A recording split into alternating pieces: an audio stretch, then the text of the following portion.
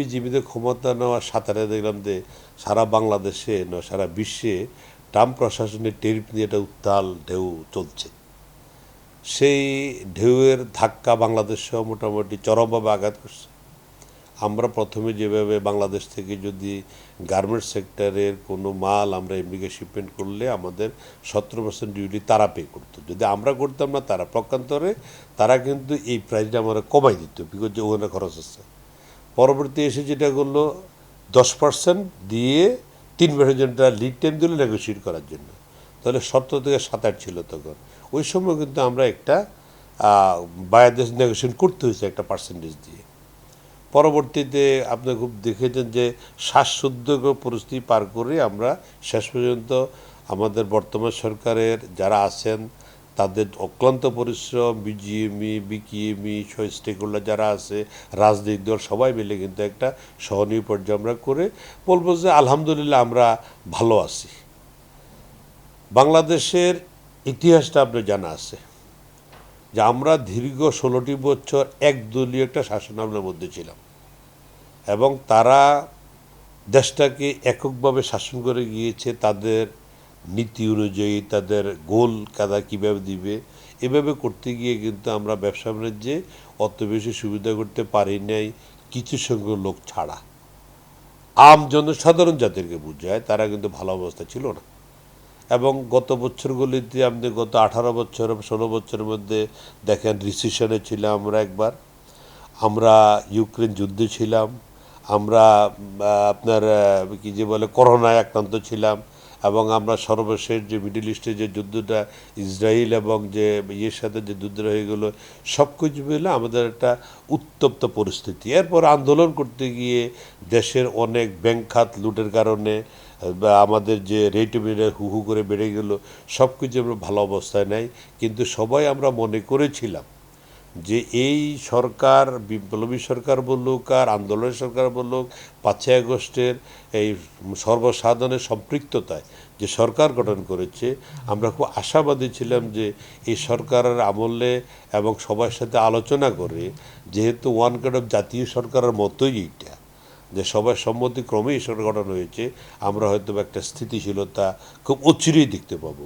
But আজকে অত্যন্ত দুঃখের বিষয় যেটা বলবো আমি, একটি বছর শেষ হয়ে গেল। কালকে 5ই আগস্ট, আগামীকাল 5ই আগস্ট, শপথ নিতে আরও হয়তো 12 তারিখ পর্যন্ত লেগেছিল, তার মানে অলমোস্ট এক বছর শেষ। এই এক বছরের মধ্যে দরকার ছিল, যেহেতু বাংলাদেশে সারা বিশ্বে পরিচিত হলো গণপ্রজাতন্ত্রী বাংলাদেশ সরকার, তাহলে পাবলিকের অংশগ্রহণের মাধ্যমেই সরকারটা পরিচালিত হয়, তার মানে গণতান্ত্রিক সরকার এটা।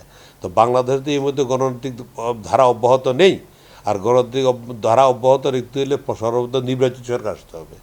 তো এবং যারা ব্যবসা বাণিজ্য করে দেশীয় এবং আন্তর্জাতিকভাবে, আমরা যতই চেষ্টা করি যে বাহির বিশ্ব থেকে আমরা ইনভেস্ট আনবো বা আমাদের লোকাল যারা তারা ইনভেস্ট করব, সবাই ইনভেস্ট করার আগে চিন্তা করে যে আমার ইনভেস্টের নিরাপত্তা কোথায়। ইনভেস্টের নিরাপত্তার জন্য দেশের স্থিতিশীলতা লাগবে, আদৌ কোন সরকার আসবে, সেসব নীতি কী হবে। প্রত্যেকটা সরকার তাদের নির্বাচনী ম্যানিফেস্টো ডিক্লেয়ার করে, ওই নির্বাচনী ম্যানিফেস্টো ডিক্লেয়ার করলে মানুষও বুঝে কোন সরকার ক্ষমতা আসবে, তাহলে তারা নিরাপত্তা বোধ করে যে আমি ইনভেস্ট করবো কি না, দেশি এবং বিদেশি সবাই মিলে। সো আমি মনে করি যে আমাদের যেভাবে চলছে এই চলায় আমরা বেশি দূর এগোতে পারবো না। সো অতি দ্রুত এখন যে আমরা শুনছি নির্বাচন সংস্কার হবে, কখন হবে, কি হবে, ডিক্লেয়ার করবে, আমরা অনেক কিছুই আমরা শুনতেছি আপনাদের মাধ্যমে। আমি মনে করি যে আমাদের যত দ্রুত সম্ভব বাংলাদেশে একটি নির্বাচনের মাধ্যমে, যতদিন না গণতান্ত্রিক সরকার প্রতিষ্ঠিত না হবে অতদিন আমরা ব্যবসা বাণিজ্যে ভালো থাকার কোনো সুযোগ আছে বলে মনে করি না, নাম্বার 1। নাম্বার 2 হলো বাংলাদেশের অর্থনৈতিক চালিকা শক্তি হলো যে আমাদের ইন্ডাস্ট্রিগুলি, অন্য সেক্টরও আছে, বাট বেশিরভাগ ভূমিকা পালন করে এইটা। এই ইন্ডাস্ট্রিগুলি করতে হলে আমাদের বাহিরের দেশের যারা আছে তারা এখানে ইনভেস্ট করবে, আর লোকাল যারা তাদের সহায়তা ছাড়া তাওয়া পারবে না। তাহলে দোনো সাইডের উইন উইন সিচুয়েশন যদি করে আমরা দেশকে এবং ব্যবসাকে এগিয়ে নিতে চাই, তার জন্য সর্বপ্রথম শর্ত হলো দেশের স্থিতিশীলতা, আর এই স্থিতিশীলতা আসতে হলে একমাত্র রাজনৈতিক সরকার দ্বারাই সম্ভব, অন্য কোনো সরকার সম্ভব না। অতএব আমি আপনার মাধ্যমে অনুরোধ জানাবো, যেহেতু একটি বছর চলে গেল আমাদের জীবন থেকে, গত 16 বছর গেলে আমাদের একটি ক্রান্তিকাল বলবো, আরেক বছর চলে গেল অনেক শহীদদের রক্তের বিনিময়ে।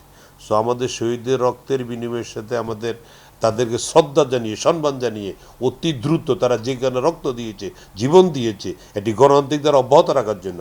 তা আমি সবার কাছে আহ্বান জানাবো, যারা ক্ষমতায় আসেন অনতি বিলম্বে বাংলাদেশে নির্বাচিত সরকার গঠন করার লক্ষ্যে একটি নির্বাচন রোডম্যাপ দিলে আমরা সব দিক দিয়ে এগিয়ে যেতে পারবো বলে আমি বিশ্বাস করি।